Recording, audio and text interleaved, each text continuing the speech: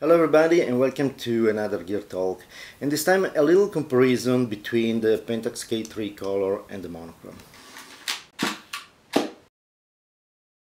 Before we begin, as usual, if you want to support the channel, please subscribe, put a like, share with your friends and on social media. If you want to go a step further, check out my books, Lasting Photographs, novel with the photographic plot, nice reviews, Photography, the F manual, all you need to know about photography, and Inkjet fine art printing. You can find all the books down there in the description. There's a link to my website. I want also to say a thank you to Photomax, Massimo Manzini, for sending me these beautiful Pentax t-shirts. So, thank you very much. This said, I did a little comparison between the color and the monochrome K3 Mark III. It's a small comparison because it's just a subject in the studio, it's just a color checker with a little bit of background to see how the two camera reacts in the different way. I will do more in the next days, going around and taking pictures with these two cameras of normal subject. But for now, it was just something in studio to understand where is the difference, how they work, and so on. Talking about digital camera, to do a comparison, is essential that I tell you what is the software. And I use Capture One, actually the version 11. I tested the version 22, but for the basic conversion there's no difference. So I use the version 11 that I have on my computer, on my big computer, and I set up the software to eliminate any possible sharpening, noise reduction, and so on. So all the sliders regarding noise reduction and sharpening were set to 0. That's the most important thing. I did a little test with raw therapy, and I will tell you a little bit more next after I show you the images, because there is some difference in the elaboration of the file, the raw file. The process of demosaicing the raw file is a little bit different. This is the set I put on. You can see the color version, and you can see that the color checker is there, and so you have an idea of all the tonalities and colors, how they are reproduced on the black and white camera or on the color camera with the conversion to black and white. The conversion to black and white was done simply clicking the black and white option in Capture One. That means to eliminate basically the chromaticity of the pixels and keeping only the luminosity. Here you can see a comparison at full size, almost full size. I cut in half obviously the image to put it in the frame, but it's the full size of the image, and you can see a comparison between the two cameras. If you look at this enlargement, there's not many difference until you arrive at a little bit higher ISO. 200 ISO seems almost the same, and you go up until 1600, the color version starts to have some noise that there's not in the black and white version. 1600 is okay, 3200 start to the difference to be bigger and bigger, and as much you go on, the difference is absolutely bigger. The surprising fact is the quality of the noise and the absence of the noise in the monochrome version. The monochrome version is pretty impressive. Until 6400 basically you have no noise. There's a little bit of grain that is kind of very nice on the images. You can go up to 12,800 or 21,600, and basically the monochrome is perfectly usable. So there's really almost no grain at all. It's probably no more grain than an Android ISO film. So it's really incredible how well the noise is managed on the the K3 monochrome. Sorry, K1 monochrome, probably this was just my hope, so the K3 monochrome. basically it's usable all the range except the 1,600,000 ISO. 1.6 million, I think that is just kind of marketing, is not very usable, but it's absolutely impressive. And this was what you can see at a normal scale, so at a normal size image. The interesting part is also to go and zoom in at 100%. And I decided to keep this specific corner of the image, first of all because it was pretty sharp on focus, and because there are some dark areas in the bottom and white areas in the top on the strap of the color checker strap. So I decided that that part of the image was significant for this test.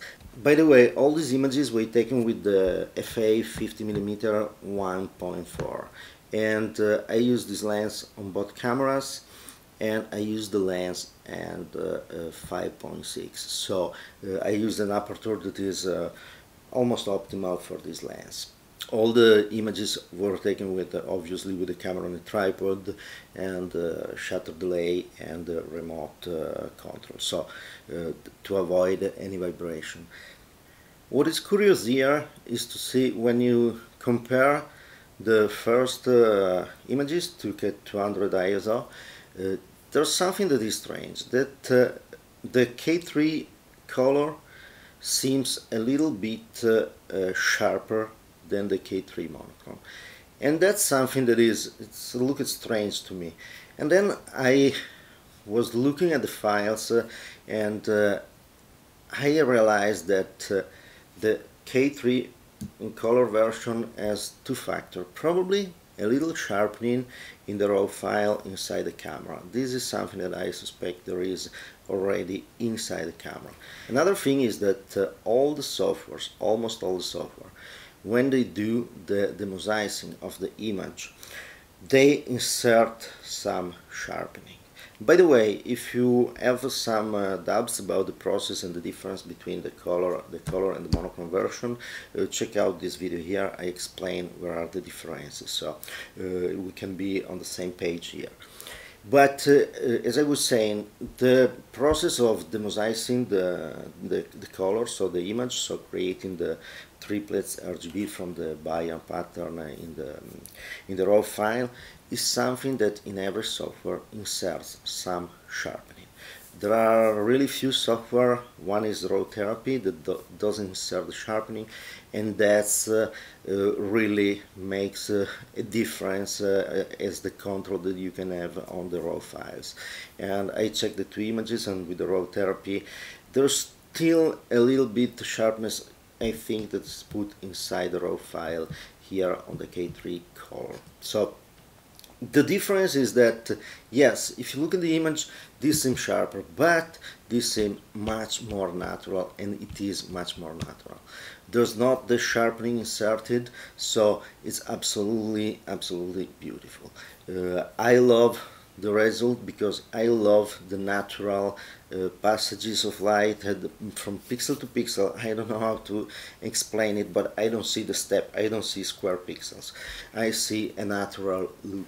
In the last years with digital, we start to be used to these images that are over sharpened, and it's not the reality we have around. Our eyes are not that perfect, and there's always something like a little bit haze and so on in the surroundings. So that artificial sharpening for me is a big no, and is one of the reasons why I still love to use film and not digital a lot of times. This camera has the fantastic thing that there's nothing inserted in post, so there's nothing that the camera insert as sharpening and so on, and the result of the file is absolutely natural. And you will see more of my pictures. I will now test. I did this short test here to understand the camera before I use it, and because there were a couple of days really gray weather with rain. It's not the beautiful rain, you know, with nice contrast light. It was just flat gray. So I decided to do the test inside. In the next 2 weeks I will use this camera taking pictures of real subjects, and I will do again more comparison between the two cameras. But for what I did already with this camera, I took some pictures around night. I took the aperture of an art show, an art exhibit with this camera, and I really love the natural feeling of the file. It's a natural feeling that I have with this camera I don't have with the K3 converted to monochrome, the K3 color converted to monochrome. It's just, as I say, the fact that there is some sharpening here that is involved here. So you've seen, while I was talking, you've seen the images going on, and it's absolutely impressive how the monochrome can really have almost no noise until the 12,800 ISO and so on.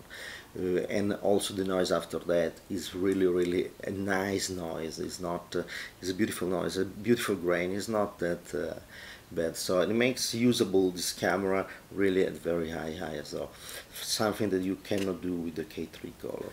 Very different between the two cameras is the contrast. Again, I don't know what part has the software on this, but the contrast between the two cameras, there's much more contrast in the color version and less contrast in the monochrome version. That means that there's a wider dynamic range, and you can really elaborate much better the file to eventually, it's very easy to add contrast, it's very difficult to eliminate contrast if you lost the extreme. So if you look at the files, that's really exceptional. By the way, talking about the files, I decided to give you the original raw files. Down there in the description there's a link to an article that I wrote with this video, so you will go on my website and you can download the files, the raw files from both the cameras, the K3 Mark III, the color version and the monochrome version. So you can use those files with your own software and do a comparison. I used Capture One 11 because it's the one I use and prefer right now, and I continue to use it also if it's an older version. And I use RAWtherapy because I'm starting to really enjoy RAWtherapy lately, to do something a little bit more precise and change the algorithm of the mosaicization and so on. But there's a lot of people around there that use different softwares, for example Lightroom or Adobe Photoshop and so on. So you can get the file and use them and test the files. There's only one thing, is I have put on the page a little button that says donate. So I'm doing these videos and I'm doing these things for fun. I'm not monetized already on YouTube or on any other way. I have this camera from the Italian distributor. He gave me this Pentax to try, but I'm not getting money from them. So to give you the file for me is a cost, because it's bandwidth and storage space on my server. I can do these things. I don't want to make you to pay for the files, but if you can, please push the donate button and donate a few bucks, and that will help me to cover the cost, the increase of the cost for the server and so on. So I can see if I can do more of this file sharing in the future, if I can cover the cost. So please do that. And if you want to use the files for other article, or write about the files, or use the files in your own article, tutorials, or whatever you want, use them, but put my name and put a link to my website.